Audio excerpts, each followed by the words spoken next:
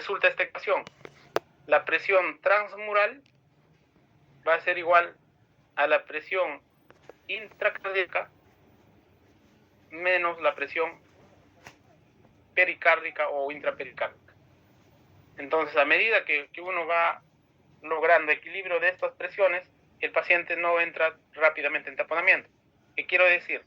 Por ejemplo, si la presión intrapericárdica, es decir, el derrame es muy rápido en cuadros agudos, en un trauma, por ejemplo, lo que va a pasar que por más que la presión intracardíaca sea buena, porque usted sostiene la hemodinamia, como esto es más grande, la resta va a salir negativa, por lo tanto, el llenado del corazón va a estar muy alterado, no se va a dar llenado del corazón. Entonces, es importante eso.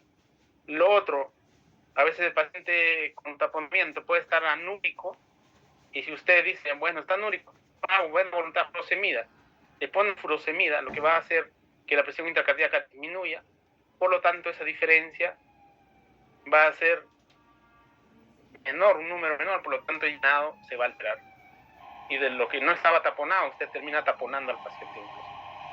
Por eso, mucho cuidado cuando ustedes indican diuréticos, tienen que estar seguros que el paciente no está en taponamiento.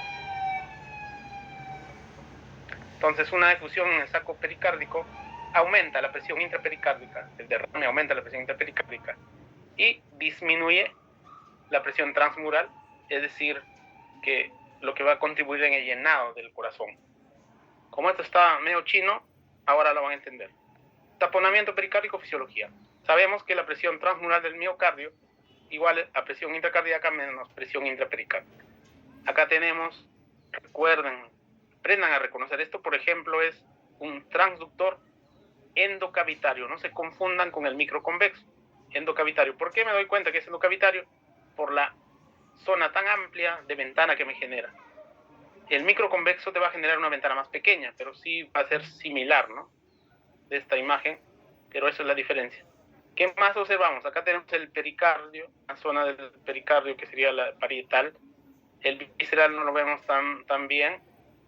Acá vemos igual separado las hojas pericárdicas. Entre ellos un líquido derrame pericárdico, que vemos que está colapsando las cavidades derechas.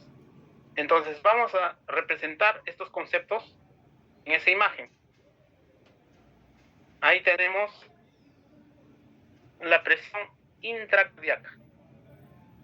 Estas cavidades tratando de defenderse, que no lo aplaste este líquido, tenemos presión intracardíaca.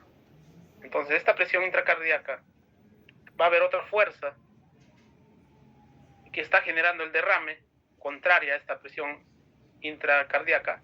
Esta sería la presión intrapericárdica.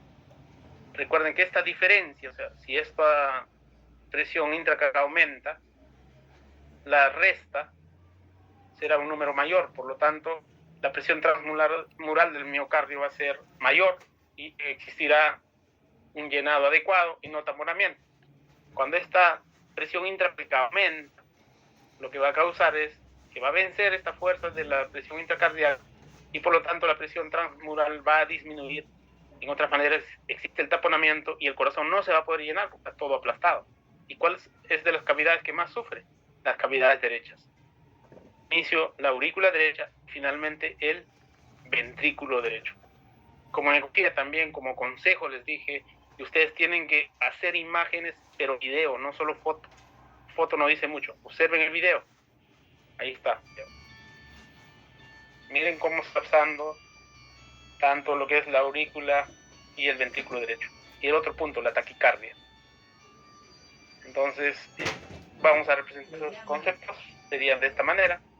La presión intracardíaca, para que no se colapse la cavidad derecha. Y por otro lado, en fuerza contraria, presión intrapericárdica generada por el derrame pericárdico. Si esta presión aumenta realmente, colapsa todas estas cavidades, vence o gana a esta presión intracardíaca, llenado del corazón, y el paciente entra en paro.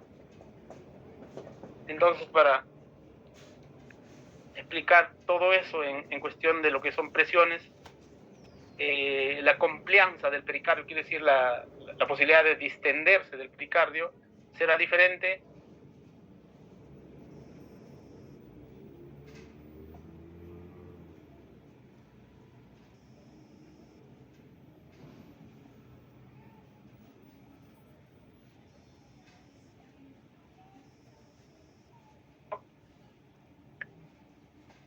la presión, el aumento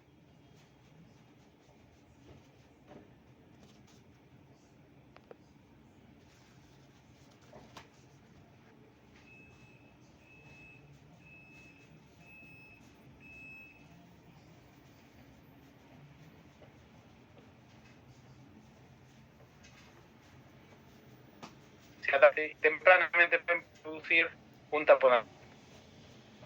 En otras palabras, la complianza no tiene tiempo a adaptarse, por lo tanto este derrame agudo con volúmenes pequeños, recuerden eso, volúmenes pequeños puede causar taponamiento, versus cuando tenemos adaptación de la compliance o la complianza de lo que es el pericardio, con volúmenes mucho más grandes, puede causar recién taponamiento, es decir, son derrames crónicos. En conclusión, los derrames agudos son los que más rápido causan taponamiento, pero los derrames crónicos también, ojo, hay que estar vigilándolos porque en algún momento pueden causar ya signos de taponamiento.